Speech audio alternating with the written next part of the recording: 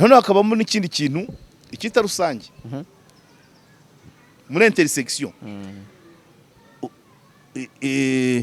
u Rwanda ruzamo pana nk'igihugu nk'abaturage FDLR na M23 ivuga ikinyarwanda urumva tuje u Rwanda FDLR ra ya nyuma n'u Rwanda M23 abanyekongo bavuga ikinyarwanda aho niho ibyo bintu bibiri byanze bikuze n'u Rwanda ntago rwaba kure yabyo simvuga ko rwajya ku Rwanda ariko do fait que FDLR ni biri ku ruhande rwa Kongo kandi FDLR ari menace ku Rwanda M23 iri ku ruhande ituruka yaraturutse Uganda sinabona naho bihura n'u Rwanda ubwo nanjye wenda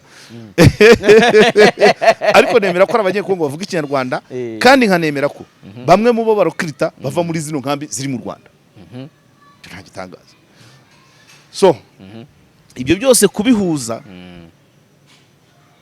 Kongo ifatanya na FDLR Kongo ikaba iganashinja u Rwanda gufasha M23 bita bikwereka ko iriya ntambara gupfa kurangira ntabwo ari byoroshye keretse Amerika ari n'u Rwanda narwo wibuke ko rusaba Kongo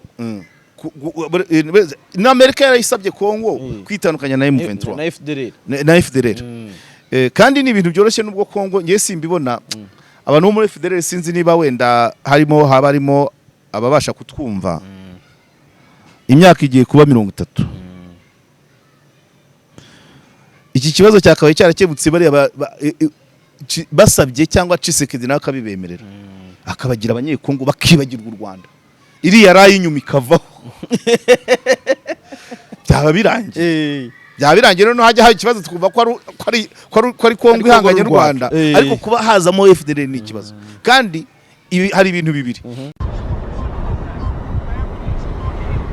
ntabwo isi yigeze iba umudugudu aho umuntu ashobora kuba hashaka byoroshye nk'uyu munsi umva iyi nkuru ku isi hari abantu miliyoni 130 bavuga ikidage ntabwo bitangaje kubera ko ubudage buri mu bihugu bya mbere bikize ku isi kikaba igihugu cyuzuye amahirwe y'imibereho kuri bose mu nzego zirimo za tekinike ubuvuzi kwakira no kwita ku bantu uburezi butangwa ku buntu ku bantu biga mu kidage n'andi mahirwe atagira ingano wowe ntabwo uri muri aba bantu bavuga ikidage kubera ko utaramenya Der Sprachenhub ukutamenya kwawe kurangiriye aha Der Sprachenhub ni German Language Academy ishuri ryigisha ururimi rw'ikidage mu buryo bugezweho hakoreshejwe ikoranabuhanga kubifuza kujya gukora kwimenyereza cyangwa se kwitoza umurimo gutura cyangwa se gutembera mu bihugu bikoresha ururimi rw'ikidage kuminuza cyane ko abiga mu rurimi rw'ikidage bigira ubuntu mu Budage bigisha ikidage mu byiciro bitandukanye amasomo atangwa mu gitondo nyuma ya saa sita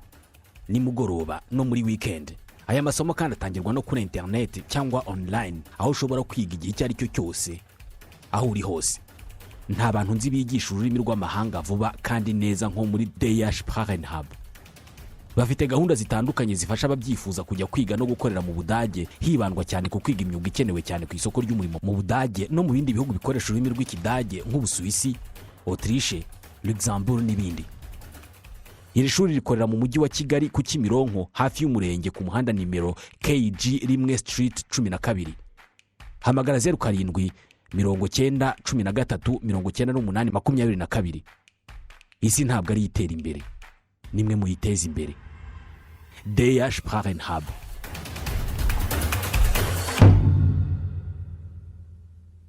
Karegeya Omar Pano twongeye kubana namwe hano kuri Pano turabasuhuje kandi tubahaye ikaze abari mu Rwanda abari hanze y'u Rwanda muri Amerika muri Asia Europe ndetse na Oceania mwese mudukurikira turabasuhuje twizere ko mumeze neza cyane n'abari mu birwa bigiye bitandukanye mbona abantu bari mu birwa iyo za kure batwereka ko tuba turi kumwe muri Australia tugira abantu badukurikira mu Burayi mbona ari benshi cyane bose tubahaye ikaze Karegeya abantu bose bo kuri Pano urakoze cyane reka narimo nandikira umuntu uri muri press conference ya Cour supreme kubijyanye na ruswa kubera ko mu madosiye mfite ajyanye n'ubuvugizi harimo abantu ejo nasuye umuntu ufunzwe irwamagana twari tuzi ko araburana barabyimura kandi amaze ibyumweru 2 afunzwe ubwo mva agiye gukubita 3 kandi gutinza dosiye gufunga umuntu nta detention provisoire akenshi haba harimo mu nyumvishize na ruswa. Ndagira ngo rero formule ikibazo aze kukibaza muri press conference, gutinza amadosiye ni inzira ya ruswa. Reka bimwandikire ndaza kubigarukaho. Donc kwicara wimura amatariki yo kuburanisha, gufunga umuntu biri provisoire, harimo ibintu byinshi. Yego.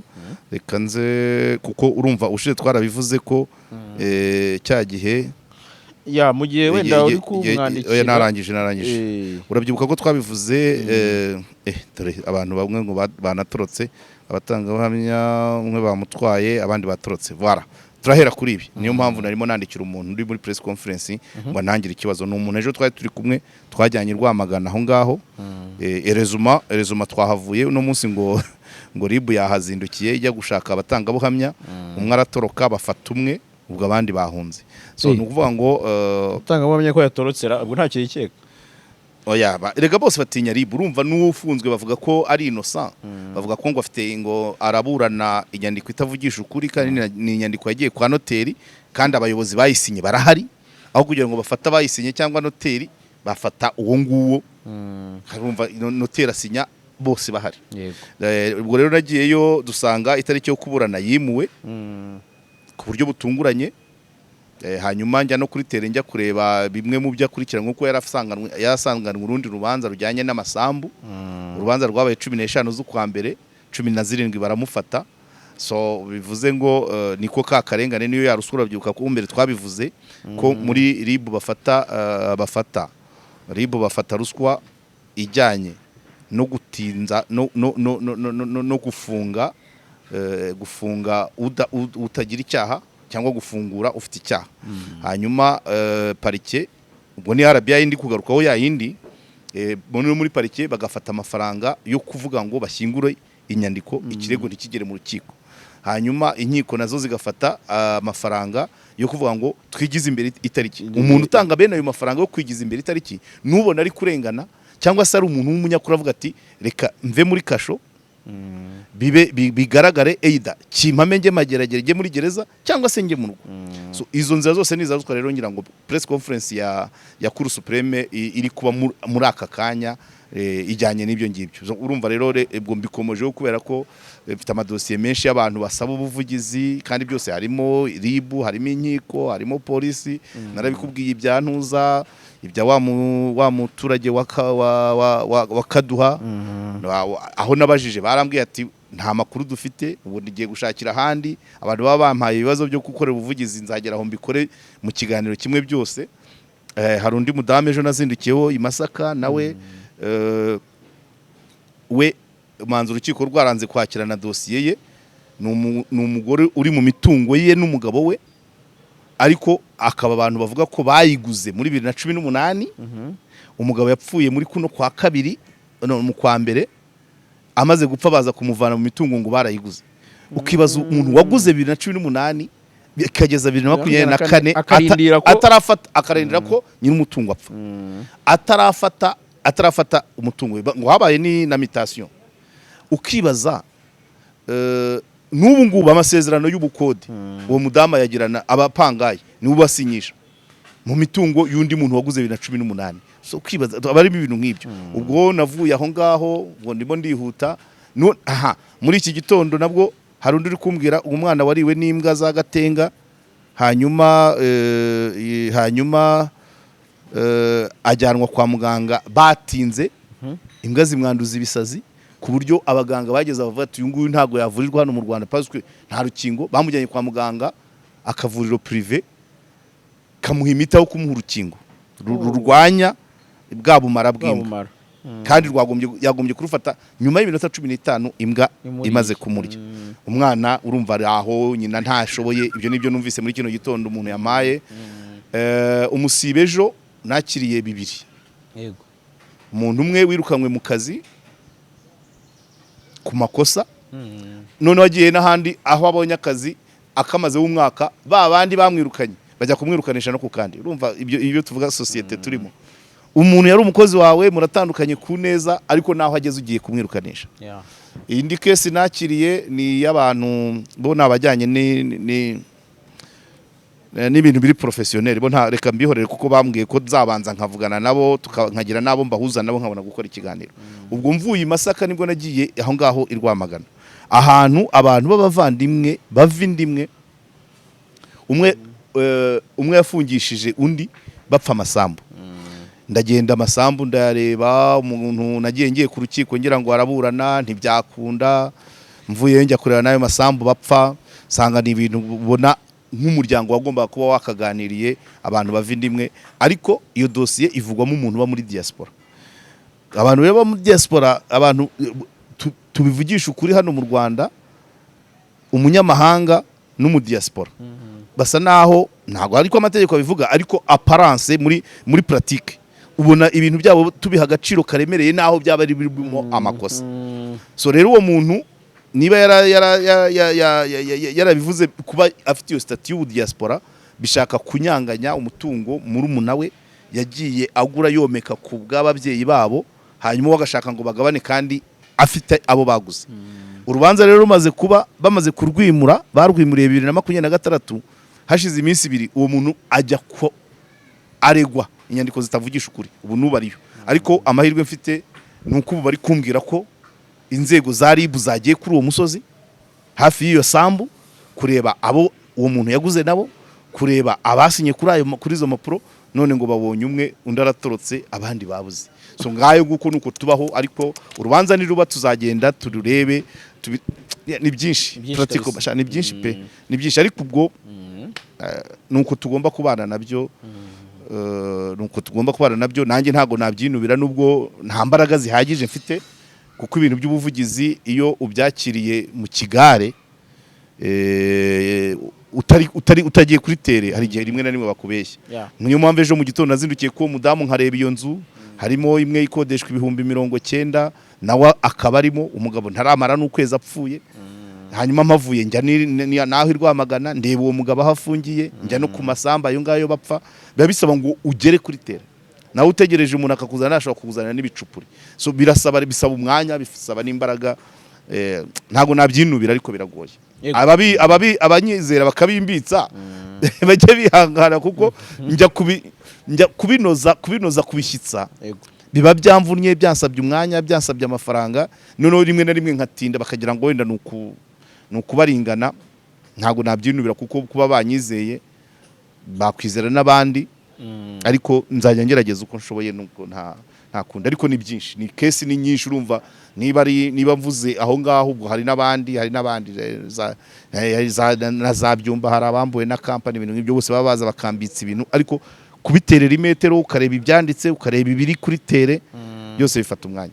Muri make nzapanga ikiganiro kiri apari ku bantu bakeneye ubuvugizi, case zose, wenda mvuge nka case enye muri detaye, ubwo imwe nzajya nyivuga nk'iminota 15, case enye isaha imwe izabihagije basi. Mbibwira abantu abashoboye kugira icyo bakora babe bagikora, bimenyekane. Kuko urumva iyo mu rukiko uzajya ureba mu rukiko haza abantu bangahe, biterwa na case. Kwa Ndimbati barazaga bakuzura, kwa Prescrize barazaga bakuzura, ariko hari n'urubanza ruba ugasangamo abantu 5. Ariko iyo wakozemo akaganiro nkaka, hari n'ubimenya atarabonye umwanya wo kujya mu rukiko. Noneho nanjye simba nabivuze byose 100%, ahubwo wa wundi ubyumvise akabati tiens, ibi bintu wakurikirana nkareba ko ari byo. Nicyo ngicyo. So tuzagira nugutunga nagatoroshi karanyenyereza, ariko byibuze nikabo. Yego, nibyo ngibyo. None se Karege rero abantu bati Karege uzamutubariza impamvu atajya avuga ku bintu bya Kongo. Ibintu bya Kongo rero reka ndebe igihatsi kindi. Icyitwa kinini muri byo. Icyitwa kinini muri byo nuko en principe amakuru y'intambara ubundi wagombye kuyavuga wagezeyo kandi wabonanye n'impande zose. Nkunda gutanga urugero, ubundi itangazamakuru ryakabaye ari umuyoboro uri neutre, ariko byaragaragaye ku rwego rw'isi naho ryavukiye na hehe nta namwe wabona itangazamakuru iri neutre. Ndaguha urugero, duhere wenda ku bitero bya ku World Street Center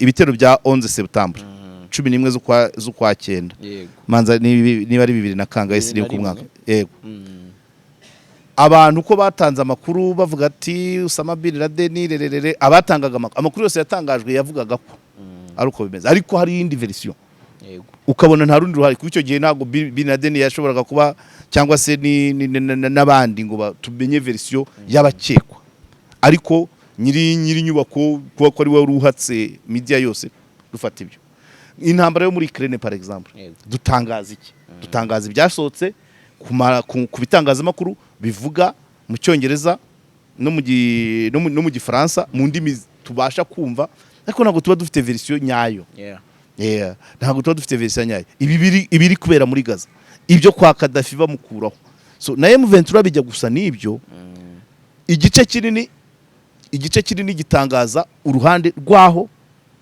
kibogamiye cyangwa se par rapport yaho amakuru cya gishobora kutabogama ariko aho cyakuye amakuru aho byoroshye ko bakura kubona amakuru icyo ni kimwe cyatumye mbigendamo bukeya ayo nabashaga kubona menshi nabaga afite dute byatangajwe nande bigasaba gutera imetero ugashaka henshi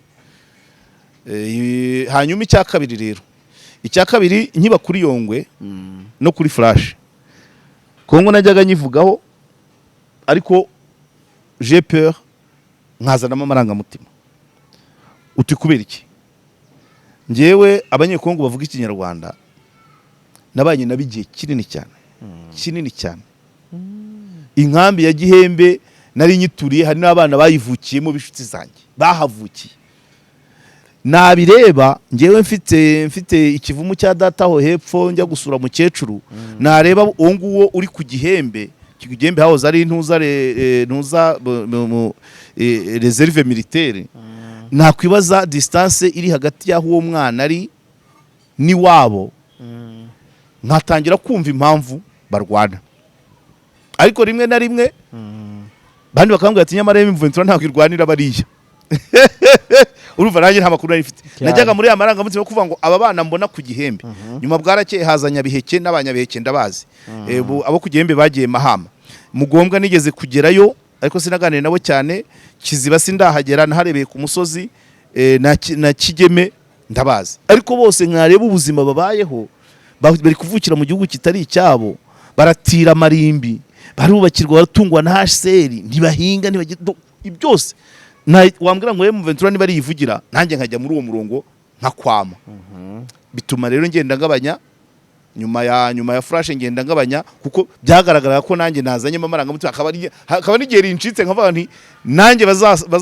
bazaze mbaho inkunga urumva nk'umunyamakuru nkaba namaze kurengera kubera ko abo twabanye bo ku Gihembe ikageyo kubera izo santima ibyo rero ubwo nabaga nataye umurongo w'itangazamakuru biraza birakura bese nkabyumva nkanyerera nkajyamo neza nuko ngenda buke ejo bundi rero bongeye gutera bwa kabiri nibyo mvuga rimwe na rimwe ukabona hari abanyamakuru bagiyeyo kibaza bagiyeyo bate ngiwe nkahamagara bamwe mu bakada ba M23 nkabwira nti ibintu bimeze bitya muramforce ibijyanye na ariko simbivuga ibitangazamakuru muramforce igisate cya politique n'itangazamakuru ariko mushaka itangazamakuru rifite imbaraga kandi ritabogama byose nkagenda njya inama aho kugira ngo ntangaze kuko urumva deja nari mfite uruhande nari mbashyigikiye cyane abari babishuti zanjye ababahanza bagira gute n'abari mu Rwanda kabisa bashyigikiye pe nuko ejo bundi rero urugamba rumaze gushyuha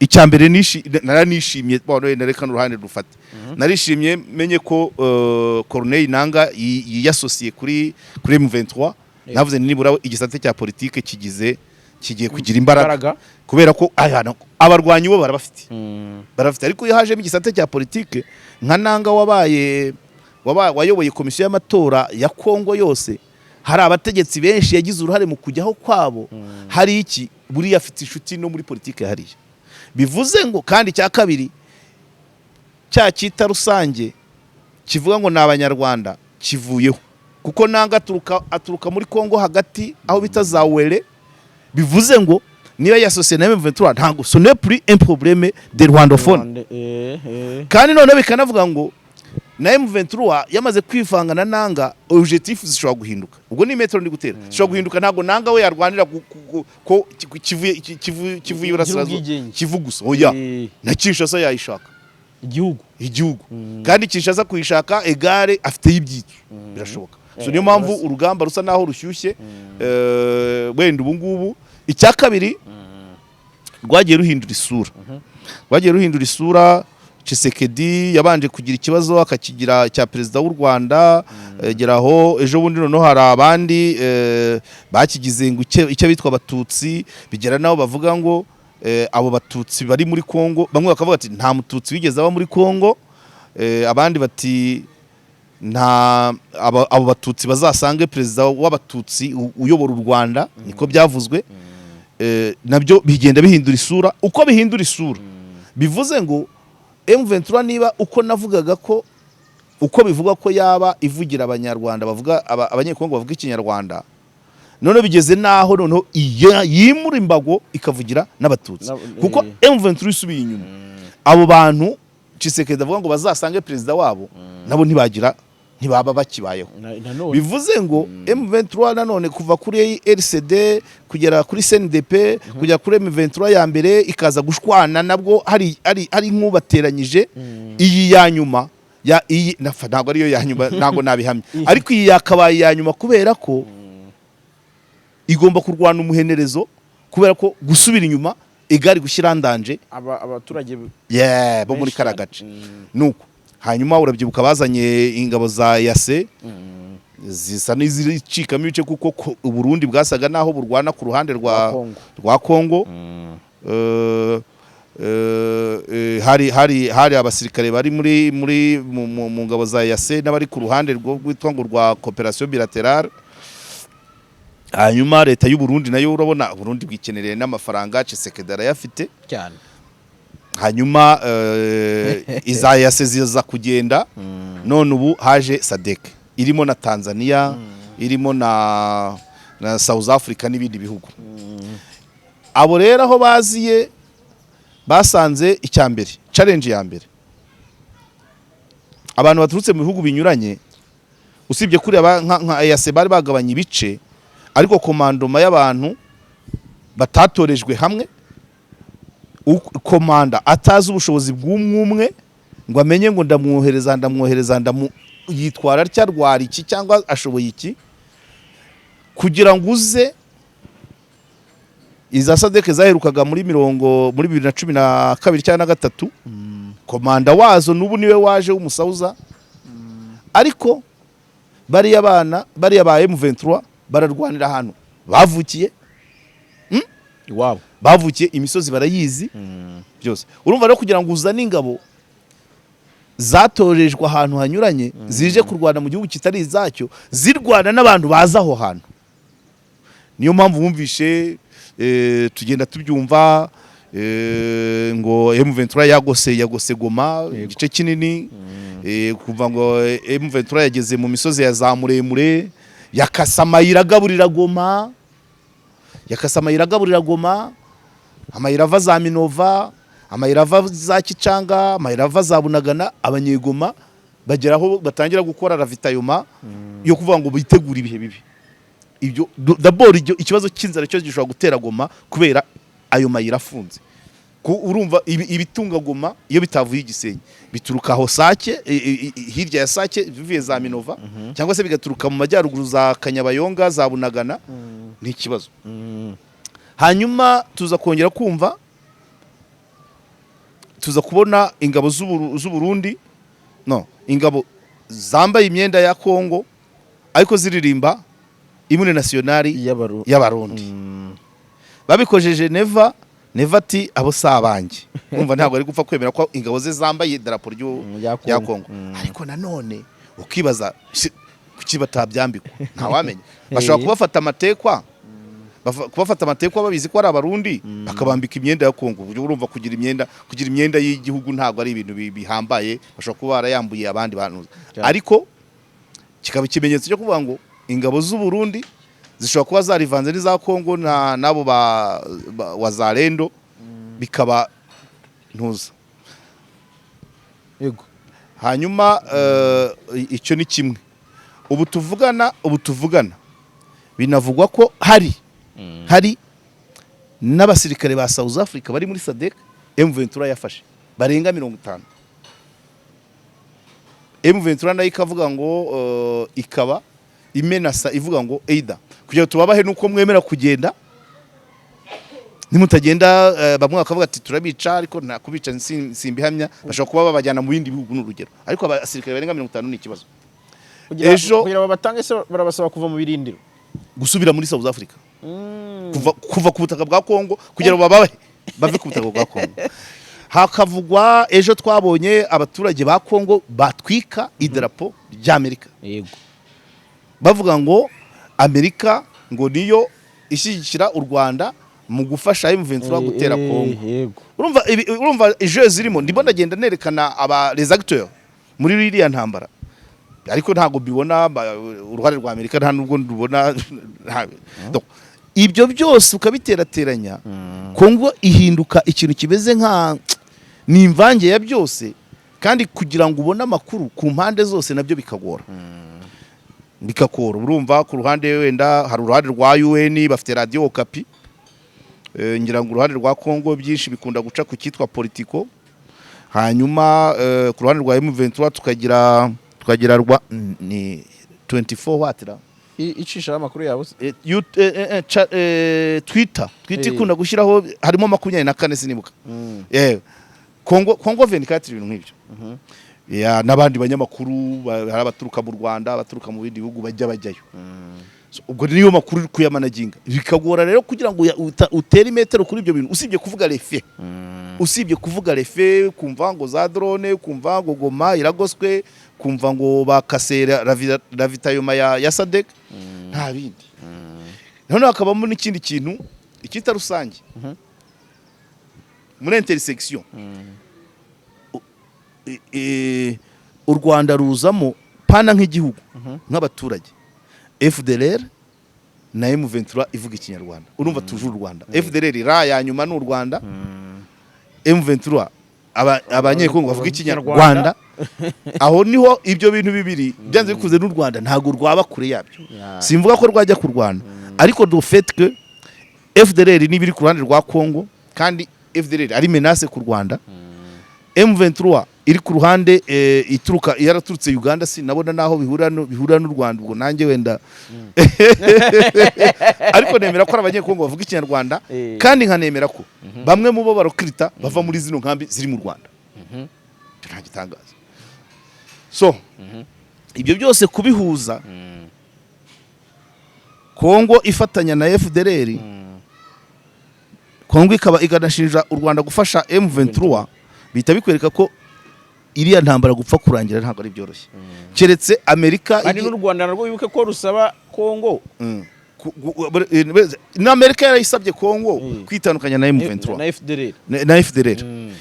Kandi ni ibintu byoroshye nubwo Kongo ngiye simbibona abantu bo muri FDLR sinzi niba wenda harimo ababasha kutwumva. Imyaka igiye kuba 30 iki kibazo cyakabaye cyarakebutse bari basabye cyangwa Tshisekedi nawe akabibemerera akabagira abanyekongo bakibagirwa u Rwanda iriya rayi inyuma ikavaho byaba birangiye no hajya hari ikibazo twumva ko ari Kongo ihanganye n'u Rwanda ariko kuba hazamo FDLR ni ikibazo. Kandi hari ibintu bibiri kuba Kongo yabaha nationalite bakaba abanyekongo basanzwe cyangwa se ikabavana hariye kabajyana kure bakava mu bindi bihugu cyangwa mu bice biri kure y'u Rwanda bakava hafi y'Uburasirazuba. Naho igihe cyose ako kantu kagarukamo n'u Rwanda ntirwajya kure. Ndavuga simvuga mu byo mu biri physique ariko mu mutwe imitekerereze inzego z'iperereza ntago zavana amaso kuri Kongo kuko habaye muendereri ya FDLR niyo yaza ikongera kumenasa umutekano w'u Rwanda. So urumva ko ari ibintu bivangavanze rero. Niyo mpamvu kubivuga ni ukwitonda none tukareba ngo biragana hehe ariko ikigaragara nuko kubijyanye na Goma igice kinini baravuga ko M23 yagifashe kandi nta gitangaza kirimo. Abana abarwana muri M23 iriya zone bayizi kurusha abavuye muri SADC. ariko hakazamo utundi tuntu ngiyo Tanzania harimo ijisho rya Kikwete, umukomanda w'ingabo za Tanzania nawe ngo ashobora kuba afite amamuko muri Kongo. Ibyo ni ibisanzwe muri kano gace, nta n'igihugu utasangamo umuntu ukomeye ukomoka mu kindi. Ibyo byo ko ari hose ra nta na hamwe wabibona. Kuba wasanga umunyarwanda ukomeye i Bugande, kuba wasanga umuganda ukomeye mu Rwanda, kuba wasanga umunyekongo ukomeye Tanzania, kuba wasanga umunyekongo ukomeye mu Rwanda, kuba wasanga umunyarwanda ukomeye i Burundi, kuba wasanga umunyarwanda ukomeye muri Kongo, ibyo byose na za Mozambique na Zambia wababona. Kuko imyaka 30 ni myinshi, mvuze nko ku banyarwanda. Ari abahungiye i Burundi, wavukiyeyo 30 si umuntu wize neza, yakaba ari nk'amajoro kabisa cyangwa ari meya. So abo bantu rero bamaze kwinjira mu buzima bw'ikindi gihugu, bashobora kuba bamwe mu benyegeza dosiye aho kugira ngo icayuke, itange umucyo, yorohe, hakaba harimo ababigira babifitemo inyungu. Ubushize nigeze kubivuga, nari kumwe na ngirango na Joseph, tuvuga ku bantu abantu bashobora kuba abantu bakekwaho jenoside yakorewe abatutsi mu Rwanda, mu bice by'Amayaga na Butare, bahungiye i Burundi, harimo n'abarundi. Niba ari abo bose bamaze kwivanga mu buzima bw'u Burundi, cyane niba ibihugu bitabahanahanye, cyangwa se niyo dosiye wayikarasa sans suite, ariko kuba mu butegetsi bw'igihugu ntushobora gukunda ubw'ikindi kigushaka ngo kikubaze ibyo wakoze, yaba usibye no kwica abantu no kwiba. Ushobora no kugira uruhare mu gutuma umubano uba mubi, kugira ngo bitazarangira bya bihugu bibanye neza bikagutanga gahererekanye. Kandi 30 ni myinshi cyane. Suppose wagiye afite nk'icumi, none wagiye afite 20, wagiye arangije imanite we, ushobora gusanga ari na ministre cyane, cyangwa ari colonel cyangwa general. Uwo rero kumubwira ngo ngwino mu kanama ko kuduhuza na bariya ibaza inama yagira. Kandi byakugora kugira ngo nyuma y'iyo myaka 30 kugira ngo umuntu uhite umwetiketa, nako uhite uvumbura ko afite iyo background, kuko urareba ukamubona muri primaire yo muri icyo gihugu, niho yize primaire, kandi yiga iyo primaire ntihari yanditseho igihugu avukamo. Arakuze, aratsinze, agiye secondaire, agiye kaminuza, ara distance, yakoze application kwija mu gisoda, ibintu nk'ibyo, cyangwa se aramobilije yinjiye muri politiki. Kugira ngo uzagende uvumbura ngo bimeze bitya byakugora. Ubu rero wamushyira muri delegation yo kwiga ikibazo, akaza ahubwo kugira ngo agikemure, akaza ashyira poudre dans le feu, bikapasti bigahora ukabona kugihambura bigoye. So utwo tuntu rero twose ubu ngubu iseta ni Kongo, ariko harimo byinshi kabisa, harimo byinshi. Ibyo bihugu byose n'ukuntu biza byose, buri kimwe kiba gifite izindi nyungu. So muri Kongo buri hari hafi ibihugu byose, ibihugu byinshi birimo kabisa, mu buryo bumwe cyangwa ubundi. Hari ibihari physically, hari ibihari humanitarian, hari ibihari emotionally, ideologically, philosophically. Donc birahari pe, birahari. Amerika se ni hari Uburusiya se buri kure. Donc byinshi birahari. Abafaransa bo baragiye, wabibwirwa n'iki? So ngibyo rero niko urumva biragoye. Ariko ikintu numvamo kinini, ibintu bya Kongo ni imvangi cyane, mbi cyane. Birazambywa n'iki? Ubwo nari mvuze kubijyanye n'abantu, ariko noneho bikavangwa n'amafaranga Kongo ifite. Ibihugu byinshi bimwe biraza bishaka amafaranga, ibindi bishaka ubukungu, byose birahahuriye. Ubu rero urumva ntago byoroshye. Ariko urumva nyine umukino wakaze aho iriya AFC, Alliance Force Fleuve Congo, iriya yahise bizambye, iriya yanuza ya Corneille Nanga. Kuko muri weakness M23 ifite ni igisate cya politique na diplomasi n'itangazamakuru, kwiyunga kwabo. Donc au fait abarwanyi abasirikare barwana bari bahari, bafite imbaraga, ariko ntibafite ababavugira amacumu, ntibafite ababakinira diru, bagenda basobanura ibyo barimo no kuba bariho n'impamvu bariho.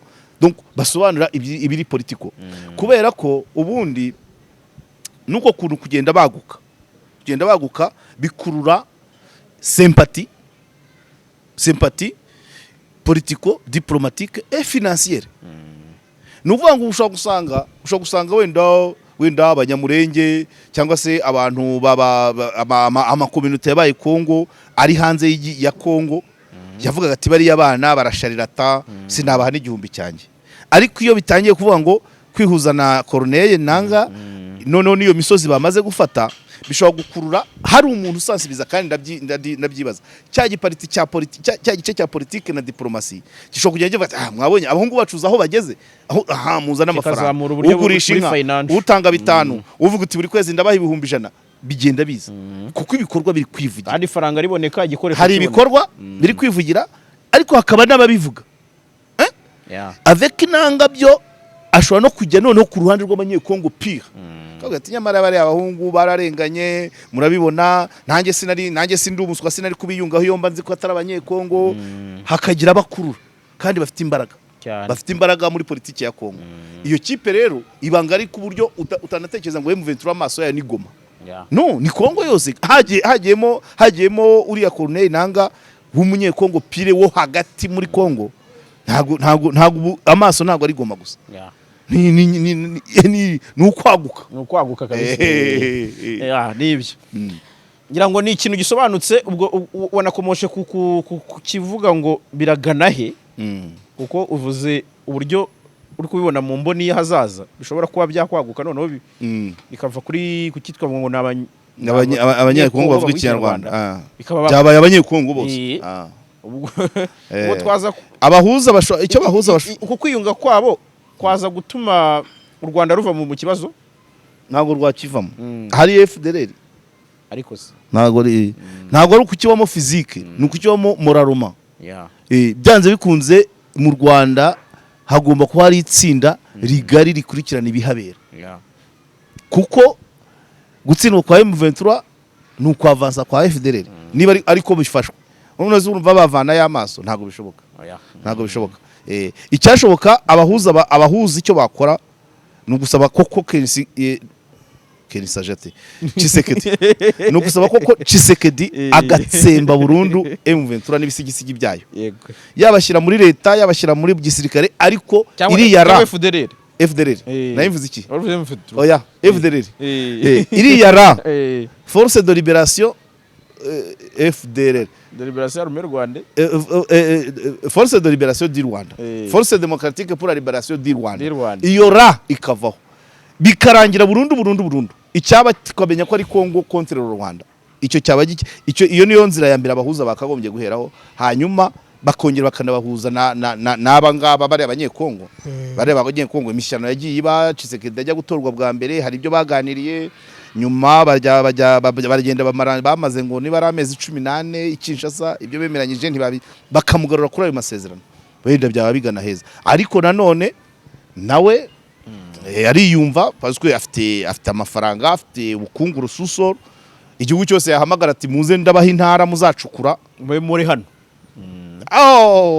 ibi byose byaza habisibaniro ibihugu byinshi byagiye rwose byagiye kabisa so rero reka twe gutinda cyane nagira ngo ushyire umucyo kuri icyo kintu kuko izi nkuru wagiye uzikoraho mbere abantu baravuga ati se Karegeya ko ibintu bikaze tubona urugamba rugeze bisaba gufata uruhande niyo mpamvu nyimigendamo gake so rero ni ibyo ngibyo abantu banabyumva bisobanukirwe ariko ntibibabuze kujya ku ikaro nyaboneka bien sûr abubaka bagiye ku ikaro plaza mutekane yego mutishize president yaraduhumurije ati mube mutekane ibintu nta kibazo umushyirano ariko ni nabyo ariko nge nari nsanzwe ntekanye so rero ukeneye amakaro meza ku ikaro plaza n'amarange na rangete na gypsum ariko ibindi tuba tutavuze ushobora kuba wahamagara ni hari baranabahamagara ejo hari wavuye mu ruhango rwose agiye gusasa amakaro mu nzu ye y'Imasaka yarampamagara ndahamurangira aragenda mu kanya baramupakira rwose wabibutsa nimero none babigeza 0783504046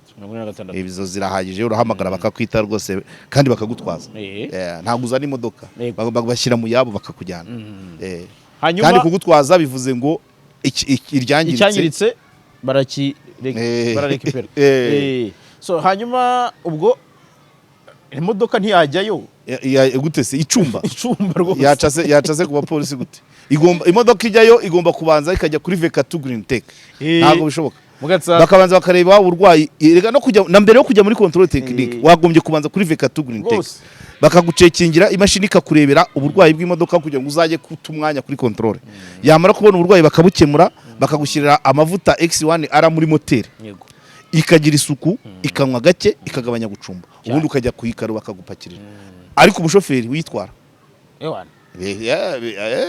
agomba kuba afite aho yize nacyo ni akabaza ibintu arimo ariko gusa aho ngaho muri veka wenda ushobora kongera mukaba mwabahamagara mushaka n'ibindi 0782 96 26 yego hanyuma rero ugashyiraho umushoferi wize kwa Clement yize neza ariko unagufasha hari abantu benshi badakunda kubona umwanya aguye igitabo cyitwa akakikugezaho mu rugo ukagisomera ukagisoma nijoro ukajya gukora uri mu rugo ukagisoma muri taribre ushobora kubona umwanya muto ukavuga ati ni muto iminsi 3 cyangwa 7 agahita agufasha ukabona provisor ukabona ukamwishyura nyuma so umuhamagare kuri 0782 yego 48 22 nibyo ngibyo rero imyenda myiza nta handi wayisanga uretse muri Easy Buy Shop kwa Vivensi hano mu mujyi yego kuri City ndetse no kuri kwa Makuza abakozi baba professionnel baba hehe kwagira amata ariko umushoferi ni Jean